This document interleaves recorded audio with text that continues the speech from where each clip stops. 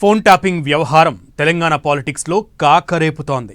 నా phone tap అయిందంటే నా ఫోన్ ట్యాప్ అయిందని నేతలు గగ్గోలు పెడుతున్నారు. అందుకు తగ్గట్లే ఒకరి తర్వాత మరొకరిని పిలిచి లీడర్ల స్టేట్మెంట్స్ రికార్డ్ చేస్తుంది సిట్. అయితే బీఆర్ఎస్కు అంటి ముట్టనట్లుగా ఉన్న కవిత ఫోన్ కూడా ట్యాప్ అయిందని ఓ ప్రచారం బయలుదేరింది. కవిత ఫోన్ కూడా ట్యాప్ అయిందా? కవిత ఎందుకు కామ్గా ఉన్నట్లు? సిట్ నుంచి ఆమెకు కూడా పిలుపు రానుందా? అదే జరిగితే కవిత సిట్కు ఏం చెబుతారు?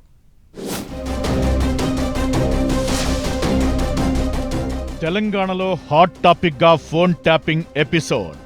ఫోన్ ట్యాపింగ్ ఇష్యూలో వరుసగా స్టేట్మెంట్స్ రికార్డ్. ఫోన్ ట్యాపింగ్ వ్యవహారంలో తెరపైకి కవిత పేరు. కవిత ఫోన్ ట్యాప్ చేశారంటున్న మాజీ ఎమ్మెల్యే గోనె ప్రకాష్. ఫోన్ ట్యాపింగ్ వ్యవహారంపై స్పందించేందుకు ఇష్టపడని కవిత. ఫోన్ ట్యాపింగ్ వ్యవహారం రోజుకో మలుపు తిరుగుతోంది. తెలంగాణలో ఏడాదిగా ప్రకంపనలు రేపుతున్న ఫోన్ ట్యాపింగ్ వ్యవహారంలో లేటెస్ట్ గా సిట్ విచారణ స్పీడప్ అయింది. ఇప్పుడు ఎమ్మెల్సీ కవిత పేరు కూడా తెర మీదకొచ్చింది. ఫోన్ ట్యాపింగ్ వ్యవహారంపై విచారణ జరుపుతున్న సిట్ ముందుకెళ్లిన మాజీ ఎమ్మెల్యే గోనె ప్రకాష్ కవిత పేరును ప్రస్తావించారు. గత బీఆర్ఎస్ ప్రభుత్వం కవిత ఫోన్ మీద కూడా నిఘా పెట్టిందని ఆయన చెప్పారు. దీంతో ఇన్నాళ్లు వినిపించని కవిత పేరు ఫోన్ ట్యాపింగ్ వ్యవహారంలో ఒక్కసారిగా లైమ్ లైట్లోకొచ్చింది. కవిత మాత్రం తన ఫోన్ ట్యాపింగ్ అయిందన్న ప్రచారంపై నోరు మెదపడం లేదు. ఎటువంటి సమయంలో సిట్ గనక కవితను సాక్షిగా పిలిస్తే ఆమె వెళతారా?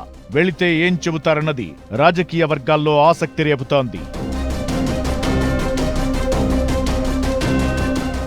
కొన్నాళ్లుగా బీఆర్ఎస్ పార్టీతో అంటి ముట్టనట్టుగా ఉంటున్నారు ఎమ్మెల్సీ కవిత.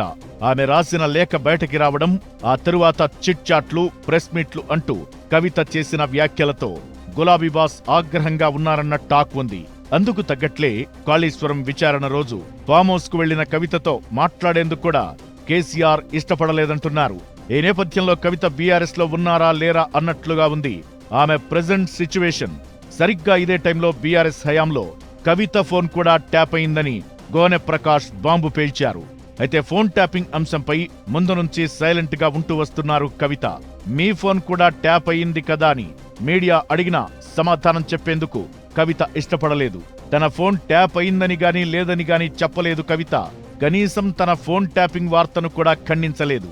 అయితే బీఆర్ఎస్ పవర్లో ఉన్నప్పటి నుంచే కవిత రాజకీయంగా సొంతంగా ఎదిగే ప్రయత్నం చేశారని, ఆ క్రమంలోనే ఆమె ఫోన్ ట్యాప్ చేశారన్న ప్రచారం జరుగుతోంది. ఇందులో వాస్తవాలేంటో తెలియదు గాని అదే నిజమైతే మాత్రం కవిత ఫోన్ ట్యాప్ చేయాలని ఆదేశించింది ఎవరన్న దానిపైనే రాజకీయ వర్గాల్లో చర్చ జరుగుతోంది. మరోవైపు తన ఫోన్ ట్యాప్ అయిందన్న సమాచారం కవితకు కూడా తెలుసు కాబట్టే ఆమె ఖండించడం లేదన్న టాక్ వినిపిస్తోంది. ఈ విషయంలో తాను ఏం మాట్లాడినా అప్పటి ముఖ్యమంత్రిగా ఉన్న తండ్రి కేసీఆర్ కు ఇబ్బందిగా మారుతుందనే కవిత సైలెంట్ గా ఉంటున్నారట. దీంతో విచారణ జరుపుతున్న సిట్ అధికారులు బయటపెట్టే పేర్లలో కవిత ఉంటారా లేదా అన్నది ఇంట్రెస్టింగ్ గా మారింది. కవిత ఫోన్ ట్యాప్ అయిందన్న ప్రచారం నేపథ్యంలో సిట్ ఆమెను కూడా పిలిచి స్టేట్మెంట్ రికార్డ్ చేయొచ్చన్న టాక్ వినిపిస్తోంది. అదే గనక జరిగితే కవిత సిట్ ముందుకు వస్తారా రారా అన్నది ఆసక్తి రేపుతోంది. ఒకవేళ సిట్ ముందుకు కవిత వస్తే ఫోన్ ట్యాపింగ్ కు సంబంధించి ఏం చెబుతారన్నది ఉత్కంఠ రేపుతోంది. ఎందుకంటే కొన్నాళ్లుగా కవిత బీఆర్ఎస్ పార్టీకి దూరంగా ఉంటున్నారు. మరీ ముఖ్యంగా సోదరుడు, పార్టీ వర్కింగ్ ప్రెసిడెంట్ కేటీఆర్ ను టార్గెట్ చేస్తూ విమర్శలు చేస్తున్నారు. కవితను తండ్రి కేసీఆర్ కూడా దూరం పెట్టారన్న చర్చ జరుగుతోంది. ఇలాంటి టైంలో ఫోన్ ట్యాపింగ్ వ్యవహారంలో సిట్ పిలిస్తే కవిత ఏం చెబుతారోనని అధికార కాంగ్రెస్, బీఆర్ఎస్ తో పాటు రాజకీయ వర్గాల్లో ఆసక్తి నెలకొంది.